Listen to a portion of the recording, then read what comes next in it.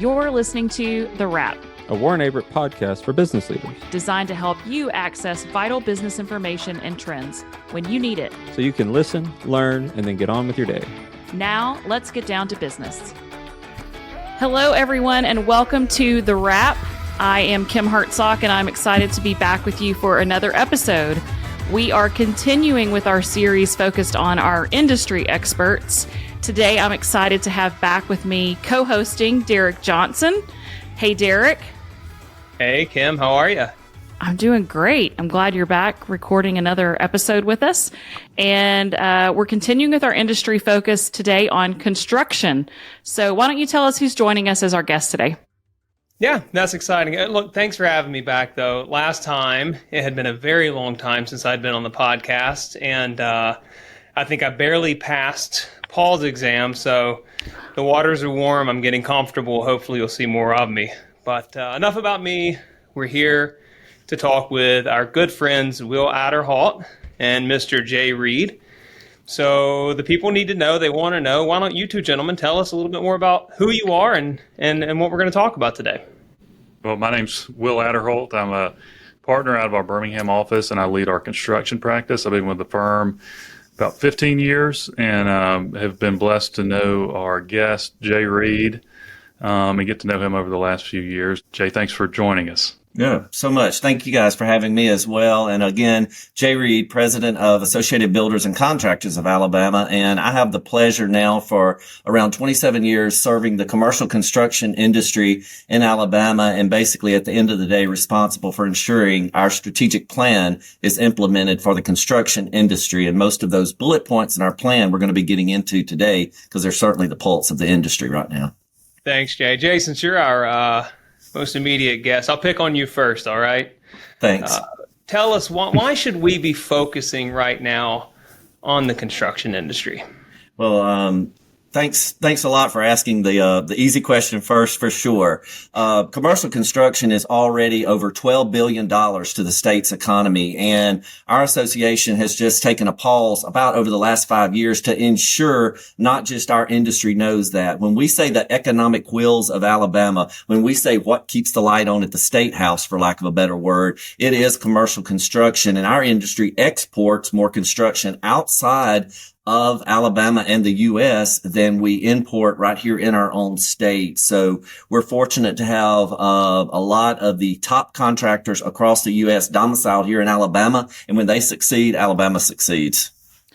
So, Will and Jay, I'd love to hear both of your perspectives, but, we've been doing a series focused on different industries, and I'd love to hear from you what challenges and opportunities are unique to the construction industry. Maybe some things that the construction industry is facing that other industries are not. Just tell us a little bit about what makes it unique.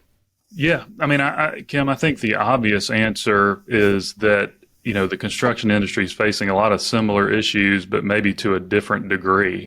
When we talk about staffing shortages, particularly in trade skilled laborers, carpenters, welders, electricians, heating and HVAC technicians. I mean, you name it, just from a demographic standpoint, a lot of those, really skilled trade positions, those people are aging and retiring, and, face it, those jobs as our society for the last few decades, those jobs have not been very sexy, for lack of a better word. And so, society's told people they have to go to college, which has led to sort of the shortage of trade labor.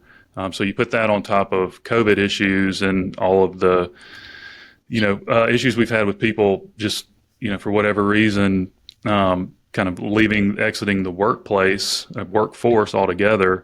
It's really just compounded. So that's an issue, for sure. Which I know, Jay, the association, ABC of Alabama, as well as a number of others are trying to combat, right? Right.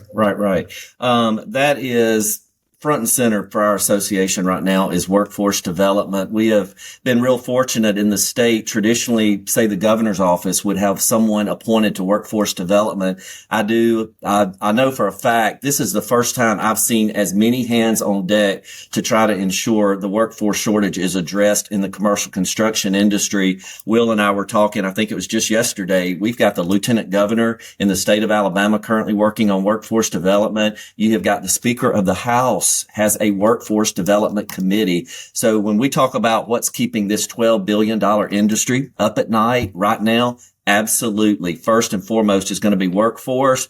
But I took time just to jot down a couple of the other things from a board of directors perspective right now. And if I had to put everything in one bucket that's keeping our guys up at night, it is workforce development. It's the recession. Where's this bubble going? What does next year look like? You've got immigration, regulatory reform, and then something that we're going to get to in a minute, the supply chain issue. The supply chain issue is back, second or third, and we thought that had really started to taper away a little bit, but it was the highlight of a meeting that I'm in Mobile for this morning. That was one of the topics of our membership today. And Jay, I know you're in Alabama. I sit in Georgia and Derek sits in Florida. So we're representing, our region that the firm covers in terms of our geography footprint. I know that in Georgia, we're having the same challenges in terms of finding that skilled labor, and an initiative that the state started. I don't recall which year it was started, but in recent years, which is a program kind of out of the Hope Scholarship Program, which is, funds, undergraduate programs in the state of Georgia. Right. But there is also this program now focused on technical college and trying to get students leaving high school to go to the technical college route and focused on these skilled labor positions just that you're speaking about. And so I believe there are 11 different programs that you can qualify and go to school for free in the state of Georgia to get a technical degree. So I know every state is approaching this a little differently, but all of us are having that same challenge of trying to attract the students into this as a career and provide them with the opportunities. Yeah. Yep. We've seen a similar pattern. We have got a state legislature right now that really understands the workforce shortage needs. And as an association, we were fortunate enough to get an audience in front of the governor and other key representatives to form the Academy of Craft Training. So I think as you saw student debt take front and center, parents got to thinking, is it really X value? And this kid is sitting here telling me he's not for college or she's not for college anyway. So you had the student debt, you had construction is cool again, and now you've actually got the public-private partnership where you've got state funds, local funds, and contractor funds all going together to help us afford the Academy of Craft Training in Alabama, and it has got some of the brightest seniors. If you ever want a dose of reality and bright sunshine, take a look at the students coming out of this Academy of Craft Training. It's changing lives for sure. Jay, tell me, we could talk staffing and talent all day. That's something that I, the firm, have been involved with for better part of 10 years now. But you mentioned supply chain in there. You kind of said you grazed over it. Let's peel that back. Tell us more about what are the current supply chain issues that you're seeing. Yeah. Well, actually, as I mentioned, we had a speaker here this morning in Mobile about it, but COVID just exposed some of those layers. Will was mentioning the COVID issue, but during that time, we just really got to looking deep into where are all the components of a construction project coming from. And it just seems for some reason, whether it's transportation concerns or epidemic concern, our subcontractors now are having a major issue in getting some products, not all, in the to the job site. So we formed a special committee to take a look at that, and they're now putting out a quarterly supply chain newsletter that goes through every division of a commercial construction project and gives the owner or the general contractor expectations of when that can be delivered. But it's just a major concern now for our base here in Alabama. Yeah, and you referenced this, the COVID, what COVID brought to us and what we've learned, but what it also brought is a lot of different funding sources and different opportunities, but with that comes challenges. And so I know that you hear from your members, what are they facing in terms of that funding that source and trying to meet those, qualifications, but also how are they dealing with this? Are we in a recession? Are we not in a recession? Are we maybe going into a recession? There's not really conclusive evidence, and some industries are feeling it a little more than others. But talk to us a little bit about the economic environment right now as it relates to the construction industry. Yeah, good point. Seems like all the meetings that Will and I are in, they keep asking us for the crystal ball, and we keep saying, well, as it gets closer to December, we're going to give you an answer. And we're almost at December and we still don't have an answer. But the data right now, it's those doing federal projects and the larger projects, they do have more certainty about next year. They see an easier path to get through. They've got a great backlog. But what we're really concerned about now is probably, I'm going to say, that $20 to $50 million window that's doing one retail shop, one dental office. That's real money and real funds that need to be put forward to get the project. But right now, all we are seeing are the federal funds, and that's a great thing. But unfortunately, we have to bring up the fact a lot of the federal funds are tied to some regulatory parameters that does exclude some of our membership. So we're working through DC to try to get some of those regulatory changes made so that a broader group of contractors in the state, and Warren Averett's clients as well, can have opportunities to bid that work. And some of those obstacles are being a little bit harder than usual to overcome. But it's, again, my nutshell on that is the bigger they are, the better they see next year and the better they see a backlog. That's true, Jay. And I'm sort of thinking, I can't help but say it out loud, the longer I've worked, the more in the construction industry, in particular, I've gotten more and more of an appreciation of just how much our construction clients hang on to economic data. And I didn't really have a good appreciation for why that was early in my career. Here recently, it's really just sort of come together, and I've come to realize that, just how long, and it kind of goes back to what Kim said earlier about what's specific to construction that sets it apart from other industries. And it's really, everything, they're building a big capital project most times, right? And so it's a long lead time, it's a long construction period most times.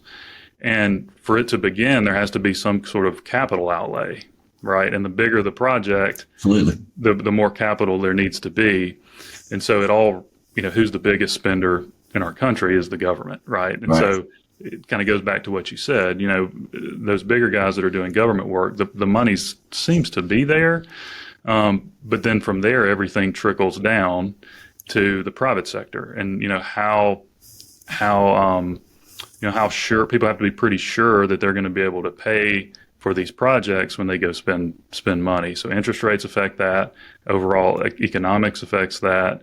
Right. The labor force participation rate affects that, because that affects how much money people have in disposable income. So to your point, it's all of those factors really are factoring into project owners making decisions to either build or expand or not, which then affects all of your and my clients. Right. So it's a huge, long lead time decision that's really dependent on looking in that crystal ball and trying to figure out what it says. And it's anybody's guess right now. Right. What are you telling them? What give us some hints to the test. I know there's no silver bullet, but when it comes to planning, what are maybe some tips, some tricks, some best advice that you're leaving with? It's sort of, I'm going to give you a non-answer, which my clients always love. That's perfect. But it sort of goes back to what I tell a lot of people is, like, even if you have no intention of selling your business, run it like you're planning to sell it, because you'll never go wrong, right? Mm-hmm. So I think the similar sort of advice applies here, which is, we all hope and, somewhat expect the economy to be good, backlogs to remain strong, here for the next, year, hopefully, maybe longer. So you want to go capture all those opportunities, but you also want to run your business as though, what backlog you have could be the last. The spigot could turn off. Not to be scared, but you just want to tighten up. Run a lean operation. Make sure. Again, I can harp on it all day long, but construction's so risky. There's so many hands in the cookie jar over that whole timeline.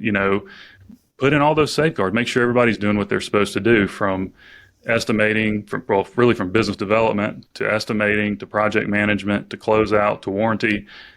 There's so many people that touch a job from beginning to end, and there's a lot of ways that things could go wrong, and little things can slip. And when things are good, nobody notices it. Or if they do, it's not that big of a deal. We're still going to make X million dollars this year. So it's really just focusing on not letting complacency creep in just because we've had some good years, and really just operate it as if things are about to, maybe not be as good, and watch the little things. Want to receive a monthly newsletter with wrap topics? Then head on over to warrenaverett.com/the wrap and subscribe to our email list to have it delivered right to your inbox. Now, back to the show. So you just mentioned that, Will. You said operate, as if you're always about to sell your business. That's, we tell people that all the time. You want your business to be attractive and ready to sell so that you can maximize your investment. And we are certainly seeing that. I mean, the statistics are all there, right? Of the boomer generation that owns all of these businesses and is looking to exit in the next, 10 years or so. And construction is not immune to that. And so I'm sure, Jay, you're seeing it. I know we're seeing it. How do owners of construction companies plan for succession? What are you seeing, and what are you advising them to do? Yeah. If I could jump in just real quick on that one, I mentioned I've been 27 years with the association, and I've never seen the number of companies that are reaching out to us for some type of assistance or referrals on succession planning. And 10 years ago, I would tell you there wasn't one subcontractor in the world concerned about it. But if you take the risk that Will talked about, you take an aging workforce that David was speaking at a meeting. David with Warren Averett spoke to a meeting this morning. Everyone's getting ready to inherit trillions of dollars. So maybe or maybe not, that takes the kids out of the equation to buy X subcontracting firm. And then it's, the regulations we spoke of, that does have some people saying, okay, I'm not going for the federal funds right now. It's not my fit, but I need to do something with my business now. And that all in a crystal ball comes up succession planning. And Will has, fortunately, you guys have been able to help some of our clients with it, in the Birmingham market for sure. But I just never thought I would see that many people calling me to say, do you guys know some people that can help us with succession planning? I mean, it's sort of bubbled up out of nowhere, but it's an issue now. It is. That's probably, when we were talking about hot topics, that has to be up there, because that's what we get a lot of phone calls about, and it's what I spend a lot of my time, trying to help people through, for a lot of reasons. The reasons you just described, the aging workforce or aging ownership, generational wealth, all of those things. And if you think about other industries, I think Kim mentioned it earlier, there's a lot of money in the economy. There's a lot of private equity type financial buyers for a lot of businesses in other industries, manufacturing businesses. Very easy to sell if it's profitable. Just one example, almost any industry, it's easy to sell. And so it's easier for people to wait till later in their career to maybe see if the kids want to be involved in the business. Right. Maybe they're not ready to retire. They can wait longer, and, in 12 months, I'm being flippant here, but, it's not unrealistic that you could decide to sell your business today, and in 3, 6, certainly 12 months, it could be sold and you can have money in the bank. That's true in a lot of industries, but it is not true in construction. There are some private equity buyers in certain sectors of our industry, but it's fairly limited. And so, that presents a problem, right? In that there's not some third party that's necessarily out there as easily to come buy a construction business. Mm-hmm. So most times what ends up happening is an internal transition, right? Either to employees, family, whomever. And a lot of times that has to be paid for out of the cash flow of the ongoing operations of the construction business. And for all the reasons we said, it's very risky. It's a lot of times can be low margin, can be unpredictable. There's very little recurring revenue. So, all those things make it hard. And so that's where we have luckily been able to help, is sort of come in and really do an overall assessment, because it's not just about, hey, help me figure out a way to structure this buyout to pay the least amount of tax. Like that's easy stuff, It's really, before we get there, we need to figure out how's it going to get paid for. And a lot of that then gets into all the things I talked about before, which is, how predictable are the cash flows going to be in the future? And that's really predicated on all of those different components working together well. Business development, estimating, project management, that whole accounting, finance, it's all of those tentacles have to be working the right way in order for really everybody involved to feel comfortable with that transition. So that's just kind of a little bit of kind of what we do, increasingly often over the last few years. And Will, you brought that up. There are more stakeholders involved, right? You've got to make sure that your bonding company is okay with what the transition is, and you've got to make sure that your bank with your line of credit is okay with what you're planning. So it's not like most privately held businesses that can just pull together their ownership, make a decision, and move on. You mentioned the risk earlier, right? There's more risk, so there are more things to consider. So, again, I'm glad, Jay, that they're calling you and asking you for help. That's good, It's funny, you mentioned just a quick note on that bonding, on the bonding side of it. We've actually also seen an uptick in, because of the financial market, bonding requirements out there for our subcontractor community. I know right now it's starting to be your larger subcontractors are required to have a bond in place. That is dropping by trade category, just especially in public works in the state of Alabama. We've seen a huge uptick in that. So I think that's something else, for the listeners of this today to realize in our industry that's been increasing, and we've been doing a lot of service out in that area. The other thing that I've run into a lot lately is maybe a aging business owner or two that's looking to he thinks he's got, or she thinks they have their management team lined up to be the buyer of their business. And so, they need help kind of structuring it and that sort of thing. And then we get into it. And because of just everything we talked about, particularly either banking or bonding requirements, again, this owner thinks, hey, I've got these 5 people, they're ready to buy my business. I just need your help doing it. And then we start educating the buyer on, hey, what does this really mean to sign an indemnity on your surety bond program? What does it mean to sign a note at a bank? What does it mean to, have to have a much more complicated tax return and be dependent on the company paying distributions to be able to repay the note either to the bank or to the owner? And so, we come in and start educating them on this. And then it's kind of like, I don't want to, we all can kind of rail on the millennial generation, but, it's just true. People don't necessarily want to take entrepreneurial risk the way that these baby boomers did when they started these businesses. And so I've seen a lot of false starts too lately, because, they think they had the people lined up. And then once we get in the educational phase, it sort of peters out. And again, it's just a long lead time. So we don't want to wait till, I want to be retired in 3 years, and then we have to restart the whole thing after a year into a project. So again, just there's a lot of ways that it cannot go as planned. So the longer lead time you have, the better. With all these dynamics, we chatted a little bit about succession planning. We walked through some supply chain issues we're working with, obviously the staffing piece. But for the near term, what would you say these construction business leaders should be doing to best prepare themselves for success? Again, just near term.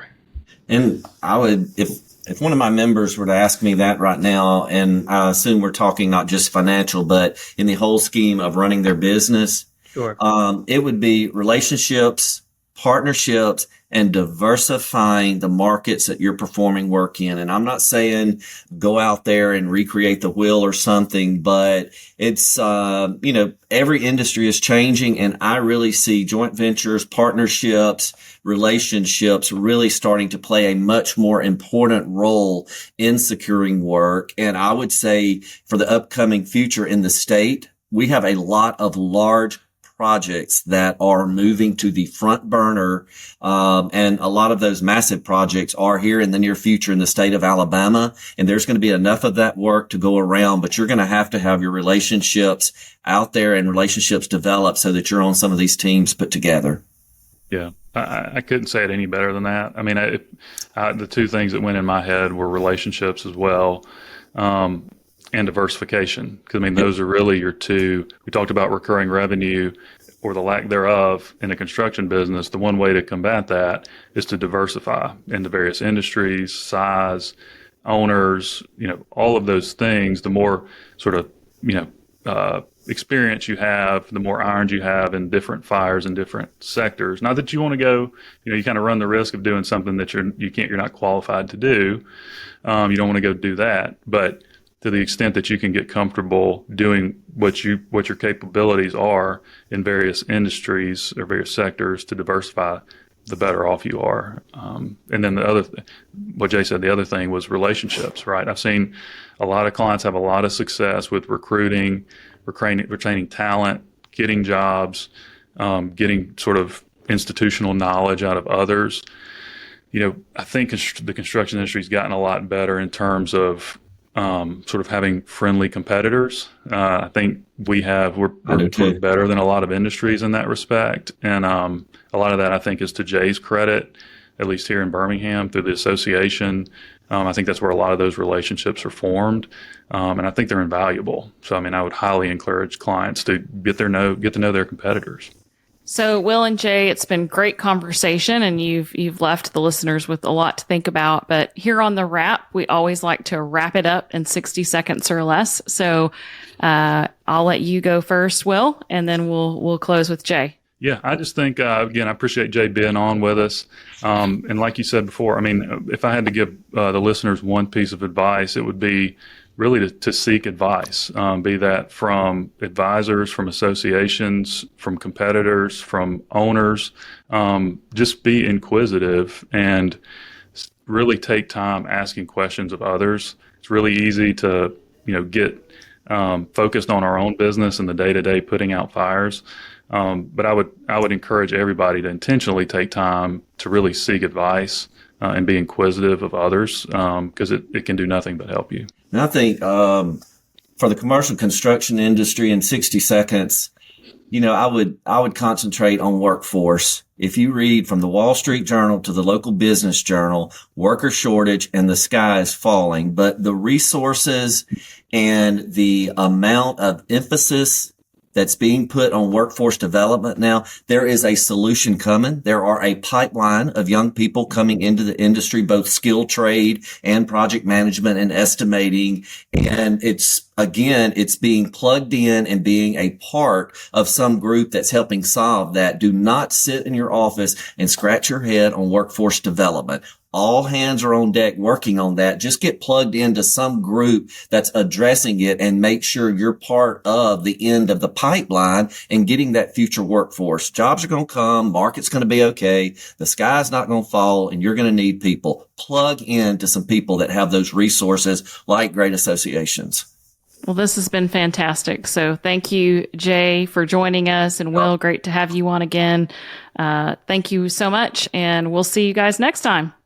Thank you guys so much for having me. It really meant a lot to be selected by Warren Averett to be on the wrap. I think it's a great tool, and for us to be able to showcase our strategic plan and what we're doing to the industry to partners like Warren Averett means the world. So thanks. And Derek, Kim, great meeting you guys.